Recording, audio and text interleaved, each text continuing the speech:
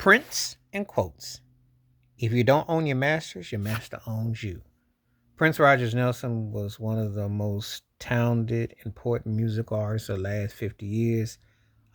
Incredible hybrid of rock, pop, R&B, um, and very prolific, very productive, uh, very influential singer-songwriter, multi-instrumentalist.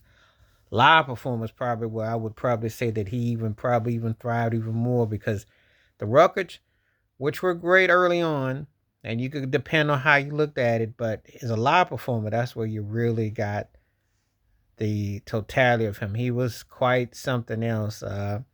He was one of those artists that definitely was going for the jugular, going for the all around, but yet he wanted to kind of keep his independence. He was an interesting hybrid of that. He was, he was a good balance of Cap where he would want to be the underdog, but he also want to be the victor. He was a very intriguing character like that.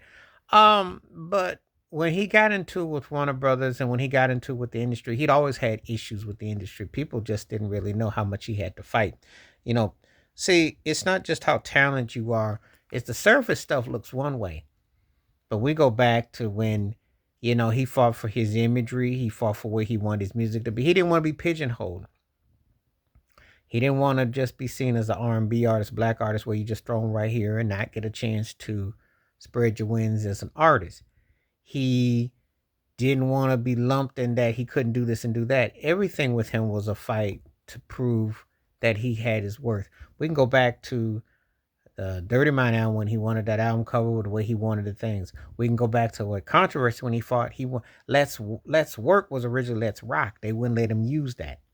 He fought with Warner Brothers when Doves Cry because he didn't put no bass in it. Did the same thing with Kiss. He fought for that. And of course, when he did Around the World in a Day, they looked at him, his movie ideas, they huffed and puffed.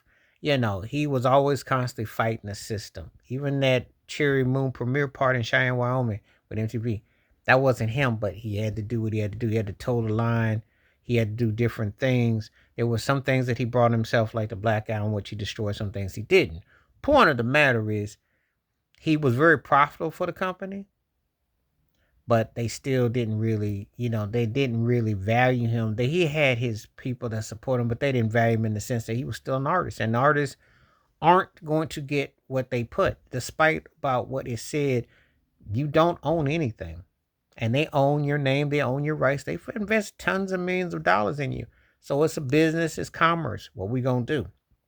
So when he decided to go by the symbol and emancipate himself after he had put slave on his face, which I disagree with because I thought, hey, you don't do that. Little Richard didn't do that.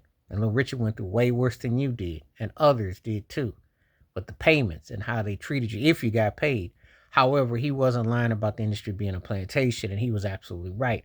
Hip hop emerged. Hip hop was one of those that the cats came in, boutique labels, but they were going to merch themselves. They were going to find ways to be profitable. And I will tell you this, give Michael Jackson a lot to do because him and Prince being peers, and off the screen they were cool. Michael buying up Sony, buying up the Beatles catalog, buying up this and that. That's what you had to do to compete. That's the only way that you get to get old and have money, especially if you're a black performer. Because if you don't have a window or something else on the side, they ain't giving you nothing. They're not getting, there's no retirement plan in the industry, so play it till you drop it. But anyway, he said this: if you don't own your master owns you. And because for all the song and the hoopla and the dance, that thing gets old. And you're not that 20, 25-year-old kid no more. You're a grown man. And then that money is funny and other people's counting your bag. So he was very instrumental with everything he was talking about. He was talking about online. He was talking about how this game is and why it's a joke to still have award shows. Why it's still a joke of what are they actually deciding who gets and what. Because it's nothing but a dream factory, like he said in the song. And a lot of people haven't taken heed to it. They want to talk about other things pertaining to him, obviously his talent and his depth and impact, but they don't ever talk about what he said business wise. They don't talk about where he was going spiritually wise. They don't talk about those things. Why? Because it's not what the industry wants. The industry wants you to focus on the superficial and to suck up and do all that other stuff and get your little Hollywood Walk of Star and little tokens. They don't want to talk about how they own and dictate your being, and they make money off of you hand over fist regardless. So it was to take heed to what he said. So that was a strong quote from him. Please like, subscribe, welcome thoughts, comments, and I do respond. Thank you. Wash your hands. Keep your mind clear. Watch out for another. Share it if you like. Stay safe, stay blessed, stay woke, stay free. I'm out one time. Peace.